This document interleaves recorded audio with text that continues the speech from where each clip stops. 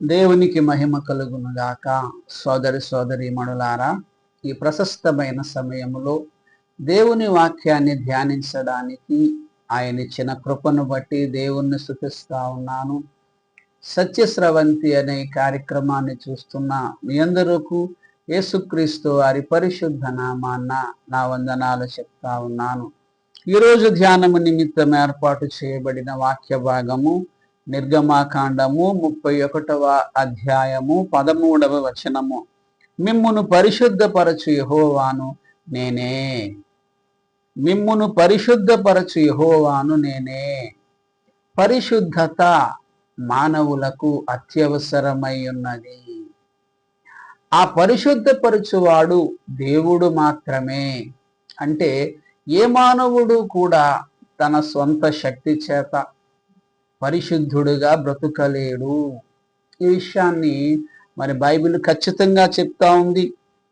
ఇర్మియా గ్రంథము 10వ అధ్యాయము 23వ వచనము. మనుష్యులు తమ ప్రవర్తన యందు సన్మార్గమున ప్రవర్తించుట వారి వశములో లేదని నేనెరుగుదును. మనుష్యుడు పరిశుద్ధముగా బ్రతుకుట తన వశములో లేదు. మానవుడు తన సొంత శక్తి చేత, లేకపోతే సెల్ఫ్ కాన్ఫిడెన్స్, తన మీద తానుకున్న నమ్మకము చేత ఏదైనా లోక సంబంధమైన విషయాలను సాధించగలడేమో గాని పరిశుద్ధముగా బ్రతుకుట మాత్రము అతడు సాధించలేడు. ఎందుకంటే మిమ్మును పరిశుద్ధపరచు యెహోవాను నేనే అంటున్నాడంటే దేవుడు మాత్రమే మానవుడు పరిశుద్ధముగా బ్రతుకగలడు. దేవుని సహాయముతో మాత్రమే మానవుడు పరిశుద్ధముగా బ్రతుకగలడు తప్ప తన సొంత శక్తి చేత మానవుడు పరిశుద్ధముగా బ్రతుకలేడు. క్రైస్తవులైన మనందరి చేతిలో బైబిల్ ఉంది. ఆ బైబిల్ గ్రంథానికి గల పేరు పరిశుద్ధ గ్రంథము, అనగా మానవులను పవిత్రపరిచే గ్రంథము. పరిశుద్ధతలోనికి మనం వెళ్ళాలి అంటే పాపమును గూర్చినటువంటి అవగాహన మనందరికీ ఉండాలి. బైబిల్లో మరి పాపమును గూర్చినటువంటి వివరణ ఉంది. అసలు ఆ పాపం అంటే ఏమిటో, మానవులందరూ ఎందుకు పాపం చేస్తున్నారు, ఆ పాపానికి గల కారణాలేంటో, పాపము ఎన్ని రకాలుగా ఉందో ఇత్యాది వివరణ అంతా కూడా బైబిల్ గ్రంథములో ఉంది. మరి బైబిల్ వేదాంత విద్యలో హెమెర్షియాలజీ, పాపశాస్త్రము అనేటువంటిది ఒక సబ్జెక్ట్. కనుక ప్రియులారా, కాసేపు మనము పాపమును గూర్చిన అవగాహనను సంపాదించుకుందాం. పాపమును గురించి తెలుసుకుందాం. అసలు మానవులు ఎందుకు పాపం చేస్తున్నారో, ఒక దేవుడు తప్ప ఏ మానవుడు కూడా మానవులను ఎందుకు పవిత్ర పరచలేదో, ఎన్ని విషయాలు మనము ఆలోచన చేద్దాము. సాధారణంగా పాపం అనగానే ఆజ్ఞాతిక్రమమే పాపము అనే వచనాన్ని చాలా మంది చూపిస్తారు. అవును, అది సత్యమే. అయితే ఇంతకీ మానవుడు ఎందుకు ఆజ్ఞలను అతిక్రమిస్తున్నాడు? ఒక్క మానవుడు కాకపోతే ఒక్క మానవుడైనా పరిశుద్ధముగా ఎందుకు బ్రతకలేకపోతున్నాడు? ఈ పాపము యొక్క పర్యవసానాలేంటి? ఈ విషయాలన్నీ కూడా మనము కాసేపు ఆలోచన చేద్దాము. ఒక్కసారి మరి ఈ యొక్క సమాజములో మానవులు ఎదుర్కొంటున్న ప్రతి సమస్యకు గల కారణం ఏమిటి అని మనం ఆలోచిస్తే పాపమే. మానవులకు ఎన్నో రోగాలు వస్తున్నాయి, అందరూ చనిపోతున్నారు. సమాజంలో ఎన్నో యుద్ధాలు, కలహాలు, పోరాటాలు, కాలుష్యము, ప్రకృతి వైపరీత్యాలు, ఇవన్నీ కూడా మానవులు ఎదుర్కొంటున్నటువంటి సమస్యలు. వీటికి కారణం ఏంటి అంటే మానవులు చేస్తున్న పాపమే.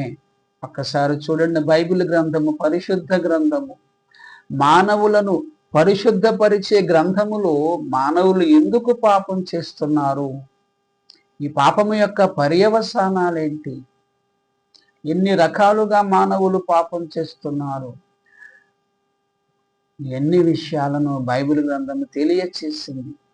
ముందు దాన్ని చూద్దాం ప్రియులారా. 38వ కీర్తన 3వ వచనము. నా పాపమును బట్టి నా ఎముకలలో స్వస్థత లేదు. రకరకాల వ్యాధులు ఉన్నాయి కదా. ఈ వ్యాధులకు గల కారణం ఏంటి అనగానే ఏయో కారణాలు చెప్తారు కదా. అవును, బ్లడ్ టెస్ట్ చేస్తే కారణాలు ఏంటో తెలిస్తే ఇవి కనపడే కారణాలు. ఏదో పలానా వైరస్ వచ్చేసింది బాడీలోకి. ఎందుకు వచ్చింది? అసలు ఆ వైరస్ ఎందుకు పుట్టింది? ఎందుకు మానవులకు రోగాలు వస్తున్నాయి? కనపడే కారణాలను అందరూ చెప్తారు, కానీ కనపడని కారణము బైబిల్ చెప్పింది. మానవుల పాపమే మానవుల యొక్క రోగాలు గల కారణము. ఆదాము పాపం చేయకుండా కొంతకాలం జీవించాడు. ఆ సమయములో ఆయనకి ఏ విధమైన రోగము రాలేదు. అలాగే పాపము వలన వచ్చు జీతము మరణము. పుట్టిన ప్రతి వ్యక్తి చనిపోతున్నాడు కదా. అవును, ఎందుకు చనిపోతున్నాడు? పాపమే. ఒక వ్యక్తి చనిపోతున్నాడంటే దానికి గల కారణము పాపమే. పాపమే. అలాగే చూడండి, యాకోబు వ్రాసిన పత్రిక 4వ అధ్యాయము ప్రారంభ వచనములో, మీలో యుద్ధములను పోరాటములను దేని నుండి కలుగుచున్నవి? మీ అవయవములలో పోరాడు భోగేచ్ఛల నుండియే కదా. దేశాలకి యుద్ధాలు, కుటుంబాలలో కలహాలు, సమాజంలో ఎన్నో కలహాలు, యుద్ధాలు, పోరాటాలు, గొడవలు. వీటన్నిటికీ కారణం ఏంటట? అవయవములలో పోరాడు భోగేచ్ఛలు. మానవ అవయవాలలోనే పాపం ఉన్నట్టుగా కనపడుతుంది. అందువలననే యుద్ధాలు వస్తున్నాయి, అందువలనే గొడవలు వస్తున్నాయి, అసూయలు, కలహాలు. కారణము శరీర అవయవాలలో నుండే భోగేచ్ఛలే. ఇర్మియా గ్రంథము 12వ అధ్యాయము 4వ వచనము, భూమి ఎన్నాళ్ళు దుఃఖింపవలెను, దేశమంతటిలోని గడ్డి ఎన్నాళ్ళు ఎండిపోవలెను. అలా కిందకు వస్తే, దేశములో నివసించు వారి చెడుతనము వలన జంతువులను పక్షులను సమసిపోవచ్చున్నవి. కాలుష్యము, విపరీతమైన కాలుష్యం. కారణాలు ఏంటి అంటే కనపడే కారణాలు చాలా చెప్తారు. పరిశ్రమల నుంచి చాలా కాలుష్యం వచ్చేస్తుంది, ప్లాస్టిక్ నుంచి కాలుష్యం వచ్చేస్తుంది, ఇంకేదో కారణాలు చెప్తారు. అవి కనపడే కారణాలు. కనపడని మూల కారణం ఏమిటంటే దేశములో నివసించు వారి చెడుతనము వలన. జంతువులు, పక్షులు, గడ్డి, కాలుష్యం వచ్చేసింది. మనం పీల్చే గాలి కాలుష్యము, మనం తినే ఆహారము కాలుష్యము, మనం త్రాగే నీరు కాలుష్యము. మానవుడు కాలుష్యములోనే బ్రతుకుతున్నాడు. కారణం ఏంటంటే దేశములో నివసించు జనుల యొక్క చెడుతనము. అలాగే చూడండి, 2వ పేతురు 3:6లో, ఆ నీళ్ల వలన అప్పుడున్న లోకము నీటి వరదలో మునిగి నశించెను. నోవహు కాలములో ప్రకృతి వైపరీత్యము, జలప్రళయం వచ్చింది. ఎందుకంటే భూమి మీద నరుల చెడుతనము గొప్పదైపోయింది. ప్రకృతి వైపరీత్యాలు ఎందుకు వస్తున్నాయి? ఎందుకు తుఫానులు, ఎందుకు భూకంపాలు, ఎందుకు సునామీలు? ఏదో ఒక శాస్త్ర సంబంధమైనటువంటి కారణాన్ని చెప్తా ఉంటారు. ఆదాము పాపము చెయ్యనటువంటి ఆ సమయంలో ఎప్పుడూ భూకంపము రాలేదే, ఎప్పుడూ సునామీ రాలేదే,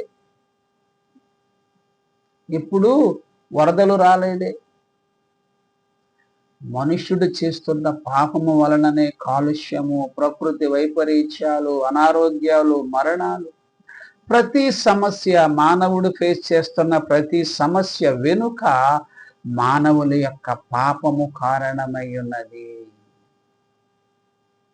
అందరూ ప్రతి మానవుడు పాపే, ఏ భేదమును లేదు. అందరూ పాపము చేసి దేవుడు అనుగ్రహించి మహిమను పొందలేకపోతున్నారు అని బైబిల్ చెప్తా ఉంది. నీతిమంతుడు లేడు, ఒక్కడునూ లేడు. మనం ఆలోచించాలండి, ఒక్కడునూ కూడా లేడా? ఇన్ని 100 కోట్లు, 1000 కోట్ల ప్రపంచ జనాభాలో ఇప్పటి వరకు ఎంతమంది పుట్టారో, ఎన్ని 100 కోట్ల మంది పుట్టారో, ఎంతమంది పుట్టారో, ఒక్కడు లేడంటే ఏస్ లేడు. ఒక్కడు కూడా పరిశుద్ధుడు లేడు అంటే మూల కారణము ఉండి తీరుతుంది. కొద్దిమంది పరిశుద్ధులు ఉండి కొద్దిమంది పాపాత్ములు ఉంటే అది ఓకే. దాన్ని మనం వేరేగా ఆలోచన చేయాలి. కానీ ఒక్కడు కూడా లేడు అంటే ఏదో ప్రత్యేకమైన కారణం ఉంటుంది.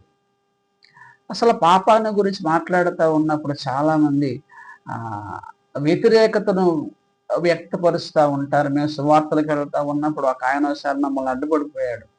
మాట్లాడితే పాపం పాపం అంటున్నారు, చెప్పండి నేను ఏ పాపం చేశాను? అతనికి తెలియని సంగతి ఏమిటంటే మా స్వార్థకు అడ్డుపడటమే ఆయన చేసిన పాపం. చాలా మంది నేను ఏ పాపం చేయలేదు అనే భావనలో ఉంటారు. అంటే వాళ్ళ దృష్టిలో పాపం అంటే ఒక హత్య, వ్యభిచారము, అబద్ధము, దొంగతనము, వీటిల్ని మాత్రమే వాళ్ళు పాపాలు అనుకుంటారు. కానీ వాటిని గూర్చిన ఆలోచనలు కూడా పాపమే, పాప వైఖరి కూడా పాపమే, పాపపు ఆలోచనలు కూడా పాపమే, పాపం యొక్క దృక్పథం అది కూడా పాపమే. ఒకసారి చూద్దాం. మత్తయి సువార్త 5:28 మోహపు చూపుతో చూసి ప్రతివాడును అప్పుడే తన హృదయమందు ఆమెతో వ్యభిచారము చేసిన వాడును. ఆలోచన ఒక స్త్రీతో శరీరముతో కలిసినప్పుడు మాత్రమే వ్యభిచారం అని వాళ్ళు అనుకుంటున్నారేమో. వ్యభిచార సంబంధమైన ఆలోచన, చూపు, అప్పుడే నువ్వు వ్యభిచారివి. పాపమునకు సంబంధించిన ఆలోచనలే పాపము.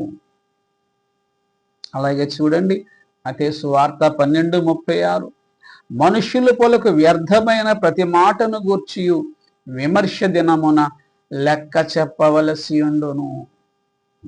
మాట ద్వారా జరిగే పాపము, ఆలోచన ద్వారా జరిగే పాపము, క్రియారూపకమైన పాపము. మనస వాచ కర్మేణ అంటారు చూసారా పెద్దలు. ఇన్ని రకాలుగా మానవుడు పాపాలు చేస్తా ఉన్నాడు. పాపపు ఆలోచనలు మన ప్రమేయము లేకుండానే మన హృదయంలోనికి వచ్చేస్తూ ఉంటాయి. చెడు ఆలోచనలు మన హృదయంలో నుంచి వచ్చేస్తూ ఉంటాయి. పాపములు అనగానే ఏదో ఒక క్రియారూపకమైన పాపము మాత్రమే పాపం అనుకుంటుంది సమాజము. నేను ఏ పాపము చెయ్యలేదు అనే మాటను మాట్లాడుతూ ఉంటారు. నేనే పాపపు ఆలోచించలేదు అని ఎవరైనా చెప్పగలరా? పరిశుద్ధత అంటే అన్ని కోణాలలోనూ పరిశుద్ధత ఉండాలి. మన ఆలోచనలో పరిశుద్ధత ఉండాలి, మన మాటలలో పరిశుద్ధత ఉండాలి, మన క్రియలలో పరిశుద్ధత ఉండాలి. అప్పుడే మనము పరిపూర్ణమైన పరిశుద్ధులం అవుతాము. ఏ మానవునిలో కూడా పరిశుద్ధత లేదు. ఎవరికి వారు స్వపరీక్ష చేసుకుంటే ఈ విషయము ఖచ్చితముగా కనపడుతుంది. ప్రసంగి గ్రంథము 7:20 పాపము చేయక మేలు చేయు నీతిమంతుడు భూమి మీద ఒక్కడైనను లేడు. ఇది ఎంతో వాస్తవం ప్రియులారా, ఎంతో వాస్తవం. అయితే ఎందుకు దీనికి గల మూల కారణం ఏంటో మనం ఆలోచన చేద్దాము. పాపమును గురించి కొంచెం అవగాహన మనకుంటే అప్పుడు పరిశుద్ధతలోనికి వెళ్ళడానికి మనం ఆలోచన చేద్దాం. ముందు పాపమును గూర్చినటువంటి కొంత అవగాహనను మనం నేర్చుకుందాము. రోమీలకు రాసిన పత్రిక 5:12 ఒక మనుష్యుని ద్వారా పాపము ద్వారా మరణమును లోకములో ఎలాగూ ప్రవేశించెనో మనుష్యులందరూ పాపము చేసినందున అలాగుననే మరణము అందరికీ సంప్రాప్తమాయను. ఇక్కడ మనుషులందరూ పాపం చేస్తున్నారు అనే మాట చెప్పాడు, బానే ఉంది. ఇది ఒకటే చెప్తే బాగుండు, కానీ దాని ముందేమన్నాడంటే ఒక మనుష్యుని ద్వారా పాపము ద్వారా మరణమును లోకములోనికి ఎలాగూ ప్రవేశించెను.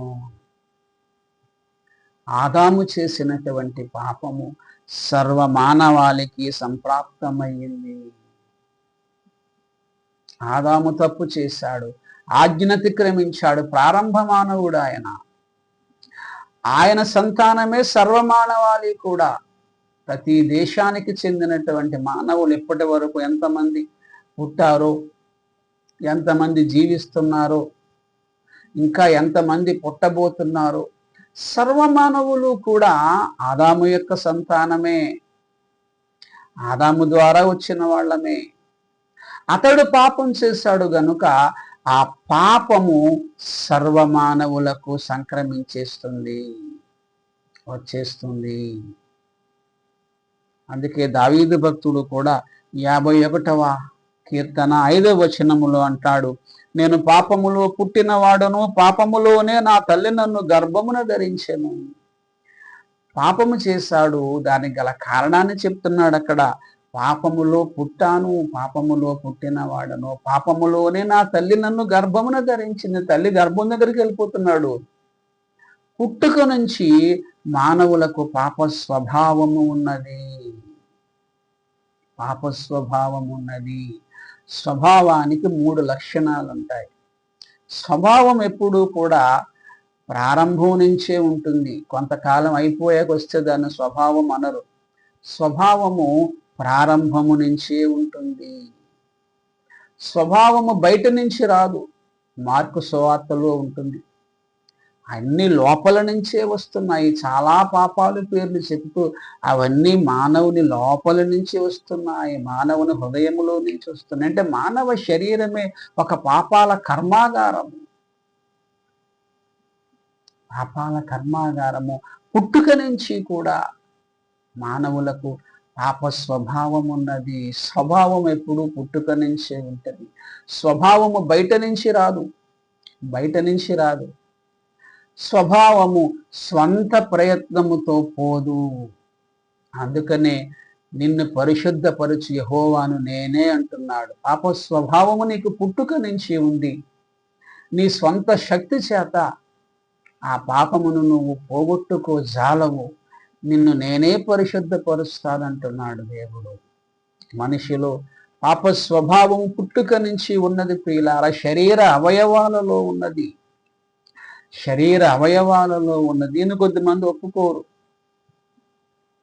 ప్రసంగి గ్రంథము 7:29 చూపించి, దేవుడు నరులను యథార్థవంతులనుగా పుట్టించెను, కానీ వారు వివిధములైన తంత్రములు కల్పించుకొని ఉన్నారు. ప్రసంగి 7:29 ఈ వచనాన్ని చూపించి మానవుడు పుట్టుక నుంచి పరిశుద్ధుడే అంటున్నారు.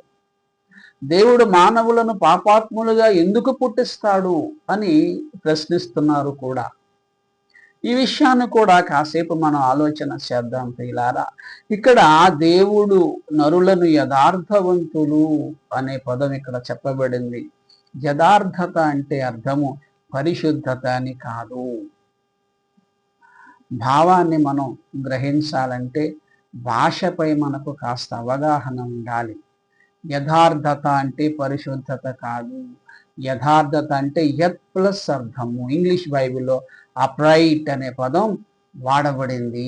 క్యాథలిక్ వెర్షన్లో కూడా సరళవర్తనుడు అనే పదం వాడబడింది. అంటే ఉన్నది ఉన్నట్టుగా చెప్పగలిగే సామర్థ్యం అది. ఒక ఎగ్జాంపుల్ చెప్తాను. యేసు ప్రభు వారు అన్నారు, నాలో పాపం ఉన్నదని మీలో ఎవడు స్థాపించును అన్నారు. ఆయన యథార్థమే చెప్పారు. ఆయన యథార్థవంతుడు. అవును, యేసుక్రీస్తు పరిశుద్ధుడు. మనస వాచ కర్మేణ ఆయన పరిశుద్ధుడు. ఆ వాస్తవాన్ని ఆయన చెప్పాడు. ఆయన యథార్థవంతుడే. యథార్థత అంటే వాస్తవాన్ని చెప్పటం. దావీదు భక్తుడు నేను పాపిని అని ఒప్పుకున్నాడు. ఆయన కూడా యథార్థవంతుడే. ఎందుకంటే ఉన్నది ఉన్నట్టుగా ఒప్పుకున్నాడు.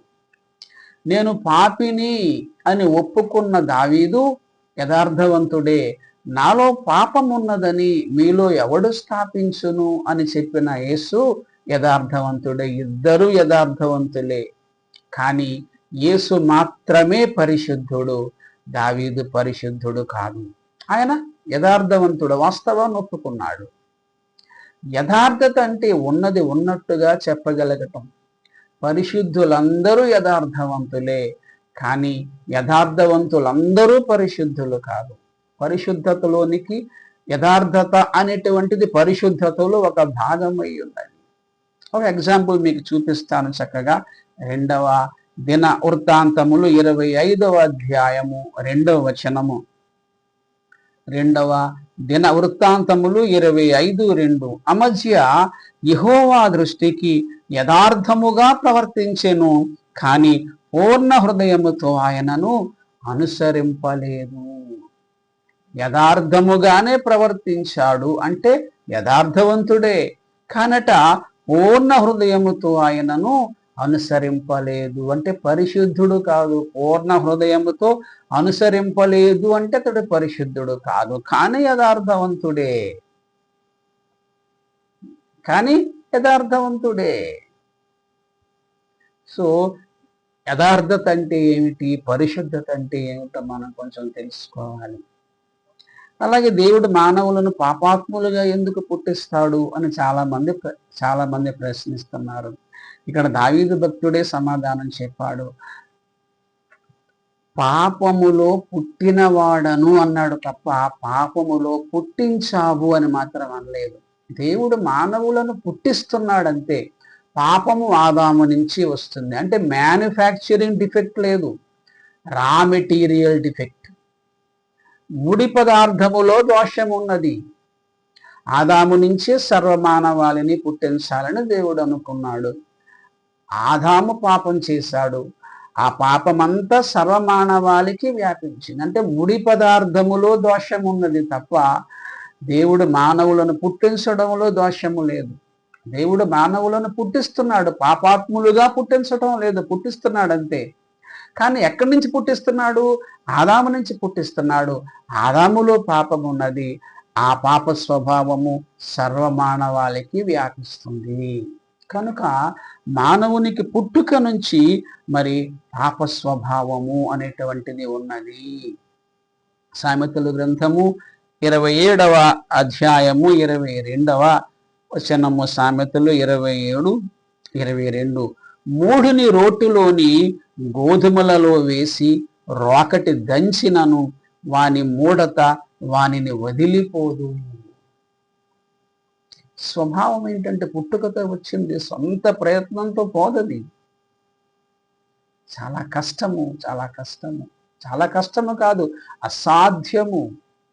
మానవునిలో ఉన్న పాప స్వభావం ఏదైతే ఉందో అది పుట్టుక నుంచి వచ్చేసింది కనుక మానవుడు సొంత ప్రయత్నముతో దాన్ని పోగొట్టుకోజాలడు.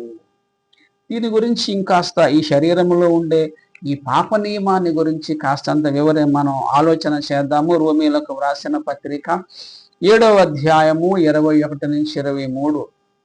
రోమీలకు వ్రాసిన పత్రిక 7వ అధ్యాయము 21-23 వరకు చూస్తే, నాయందు అనగా నా శరీరమందు మంచిది ఏది నివసింపదని నేను ఎరుగుదును.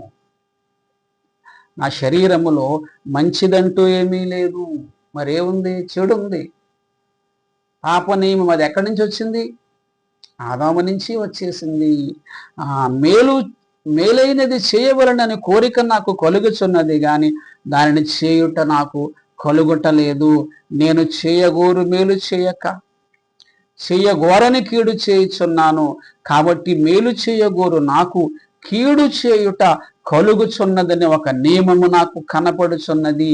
అది మనస్సునందున్న నా ధర్మశాస్త్రముతో పోరాడుచు నా అవయవములోనున్న పాప నియమముకు నన్ను చెరపట్టి లోబరుచుకొనుచున్నది.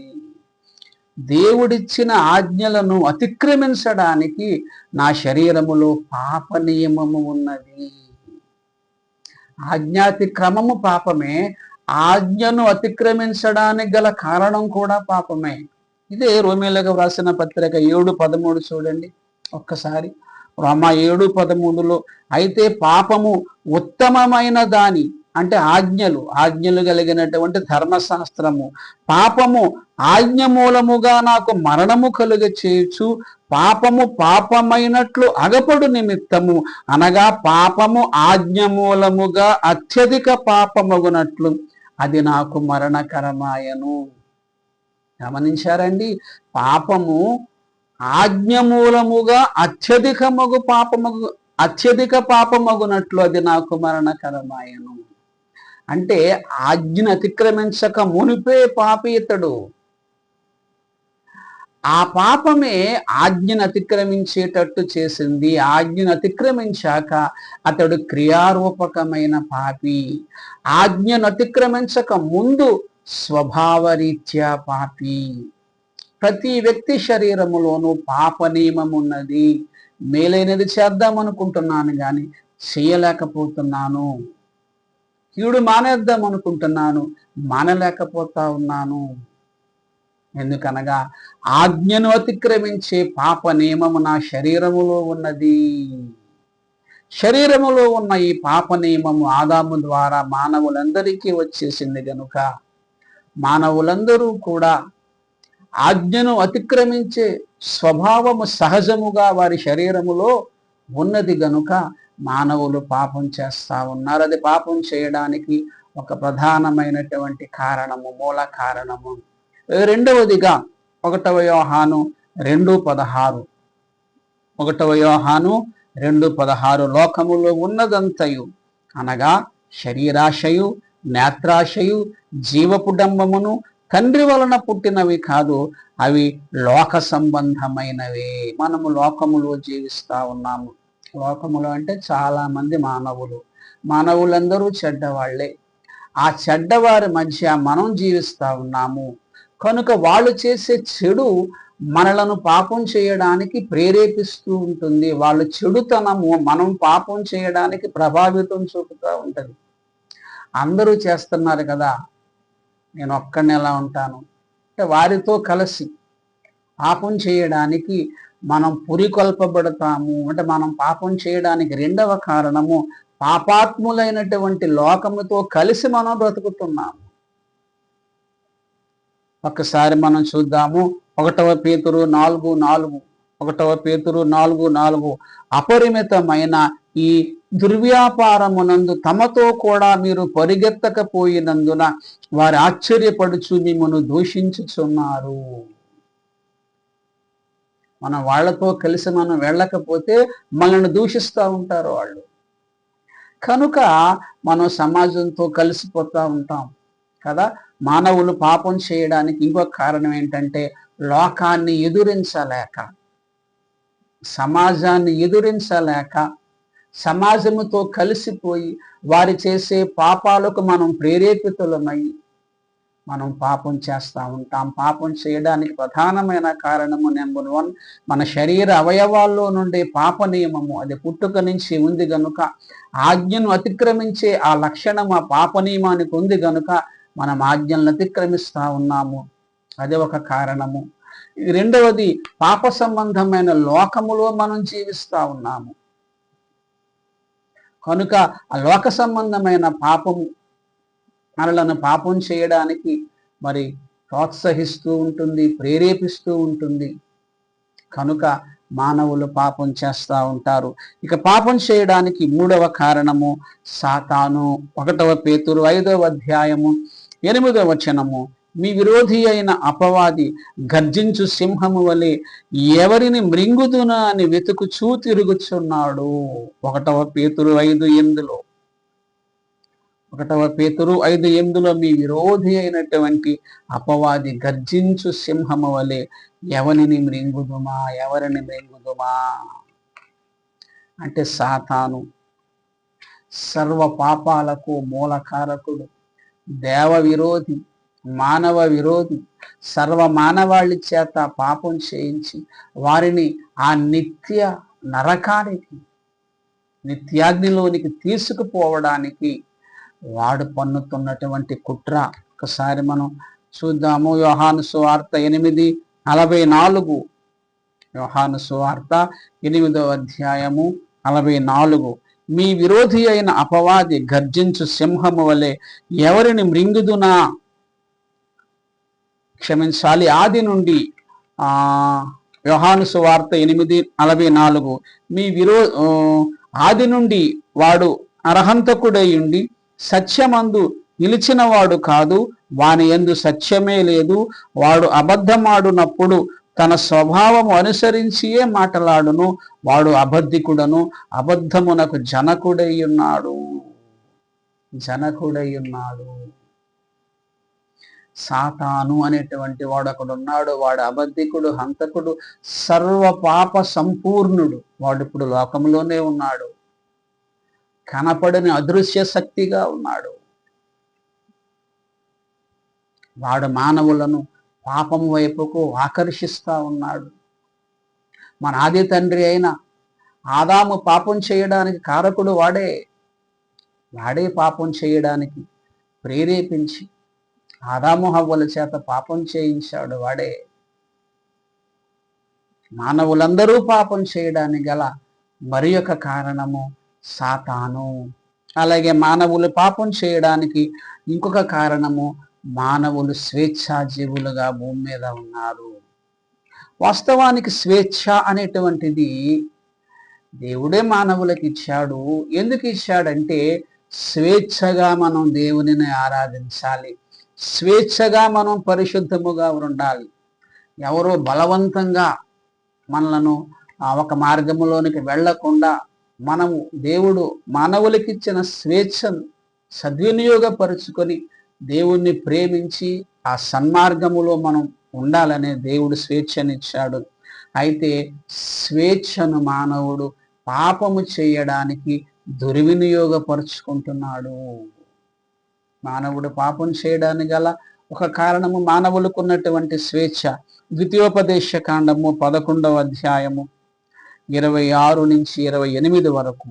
ద్వితీయోపదేశ కాండము 11వ అధ్యాయము 26 నుంచి 28 వరకు చూస్తే చూడుడి, నేడు నేను మీ ఎదుట దీవెనను శాపమును పెట్టుచున్నాను. నేడు నేను మీకు ఆజ్ఞాపించు మీ దేవుడైన యెహోవా ఆజ్ఞలను మీరు వినిన ఎడల దీవెనయు, మీరు మీ దేవుడైన యెహోవా ఆజ్ఞలను వినకపోయిన ఎడల శాపమును మీకు కలుగును. స్వేచ్ఛనిచ్చాడు. ఆ స్వేచ్ఛను చెప్తా ఉన్నాడు. నేను దీవెనను శాపాన్ని రెండూ పెడుతున్నాను. మీరు దేవుని మాటలు వింటే మీకు దీవెన వస్తుంది, దేవుని మాటలు మీరు అతిక్రమిస్తే మీకు శాపం వస్తుంది. ఏది కావాలో మీరే డిసైడ్ అవ్వండి. మానవులకి ఇచ్చినటువంటి స్వేచ్ఛ దుర్వినియోగపరుచుకుంటున్నాడు మానవుడు. 1 పేతురు 2:16 ఒకసారి చూస్తే, దుష్టత్వమును కప్పిపెట్టుటకు మా స్వాతంత్రమును వినియోగపరచక. దేవుడు స్వేచ్ఛ ఇచ్చాడు కదా అని చెప్పి మన ఇష్టానుసారముగా చెడుగా బ్రతికితే ప్రమాదం అంటున్నాడు ఇక్కడ పేతురు భక్తుడు. స్వేచ్ఛ దేవుడు మానవులకు ఎందుకు ఇచ్చాడు అంటే, ఆ స్వేచ్ఛ ద్వారానే దేవుణ్ణి ప్రేమించాలి మనం. ఏదో ఫోర్సుడుగా మనం చేస్తే అది నిజమైన ప్రేమ కాదు. ఫోర్సుడుగా చేస్తే అది నిజమైన పరిశుద్ధత కాదు. బలవంతంగా మనం ఆజ్ఞలను పాటించామనుకోండి, ఎవరైనా మనల్ని ఫోర్సుడుగా ఆజ్ఞలను పాటించేటట్టుగా మనల్ని బలవంతపరుస్తున్నారు అనుకోండి, అది నిజమైన పరిశుద్ధత కాదు. స్వేచ్ఛగా ఇష్టపూర్వకముగా మనం ఆజ్ఞలను పాటిస్తేనే అది పరిశుద్ధత అవుతుంది. దేవుడు అలాగ మనం ఉండాలనే స్వేచ్ఛనిచ్చాడు. అయితే ఆ స్వేచ్ఛను మానవుడు పాపము చేయడానికి దుర్వినియోగపరుచుకుంటున్నాడు. శరీరములో పాప నియమం ఉంది. పాప సంబంధమైన లోకములో మనం జీవిస్తా ఉన్నాము. సాతాను లోకములో ఉన్నాడు. మానవులకు స్వేచ్ఛ ఉంది. ఇన్ని కారణాలను బట్టి మానవుడు పాపం చేస్తున్నాడు. ఇంకా చెప్పాలంటే పాపానికి బానిసైపోయాడు. పాపము చెయ్యకుండా ఉండలేనటువంటి స్థితిలో మానవుడు వెళ్ళిపోయాడు. బైబిల్ చెప్తా ఉంది కదా, యోహాను 8:34, పాపము చెయ్యి ప్రతివాడు పాపమునకు దాసుడు. ఒక్కసారి పాపములో మనం పడితే ఇంక దానికి దాసులం అయిపోతాం. అంటే పాపము చెయ్యకుండా ఉండలేనటువంటి పరిస్థితి, పరిశుద్ధముగా బ్రతకలేనటువంటి పరిస్థితి. అలాగే కొన్ని పాపాలు మనకు తెలియకుండా జరిగిపోతాయి. అది కూడా బైబిల్ చెప్తాడు. మన పాపాలుగా మనం భావించము. సామెతలు 5:6 అది జీవ మార్గమును ఏమాత్రమును విచారింపదు, దానికి తెలియకుండానే తన పాదముల అటూ ఇటూ తిరుగును. వ్యభిచార సంబంధమైన స్త్రీ గురించి చెప్తా ఉన్నాడు. ఆ పాపానికి ఆమె బానిస అయిపోయింది. ఆమె తెలియకుండానే ఆ పాపం చేయడానికి ఆమె పాదాలు అటు ఇటు కదులుతూ ఉంటాయి. అంటే పాపానికి అంతగా ఎడిక్ట్ అయిపోయారు. పాపానికి అంతగా మానవ జాతి బానిసలు అయిపోయారు. పాపాన్ని గురించి ప్రియులారా ఇంత వివరణ బైబిల్లో ఉంది. అయితే ప్రియులారా, ఇంత భయంకరమైన స్థితిలో మానవులు ఉన్నారు. తమ సొంత శక్తి చేత మానవుడు పాపము నుంచి విమోచింపబడలేడు. పాపము పుట్టుక నుంచి మానవుని యొక్క శరీర అవయవాలలో పాప నియమముగా ఉంది. సాతాను లోకములో ఉంది. పాప సంబంధమైనటువంటి లోకము మానవులను పాపం వైపుకు ప్రేరేపిస్తూ ఉంది. మానవులకు స్వేచ్ఛ ఉంది. ఇంత భయంకరమైన పరిస్థితులలో మానవ జాతి పాపానికి పాపానికి బానిసైపోయింది. మరి ఇలాంటి పరిస్థితులలో మానవులను పాపము నుంచి విమోచించడానికి, మానవులను పరిశుద్ధపరచడానికి, ఆ నిత్య జీవాన్ని, పరలోకాన్ని ఇవ్వడానికి దేవుడు పూనుకున్నాడు. ఎలా దేవుడు మానవులను పరిశుద్ధపరుస్తున్నాడు? ఎన్ని స్థాయిలలో మరి మానవులను దేవుడు పరిశుద్ధపరుస్తున్నాడు? ఏ విధానాలను ఆయన మరి అవలంబిస్తున్నాడు, పాటిస్తున్నాడు, అమలు చేస్తున్నాడు? ఎన్ని విషయాలను రెండవ భాగంలో మనం చూద్దాం. మరి ప్రార్థన చేసుకుందాం. ప్రేమ కలిగిన ప్రియ పరిశుద్ధ తండ్రి, పాపులము, పాపములో పుట్టిన వారము, పాపములోనే మా తల్లి మమ్మను గర్భమున ధరించినది. పాపానికి దాసులమైపోయాము, బానిసలమైపోయాము.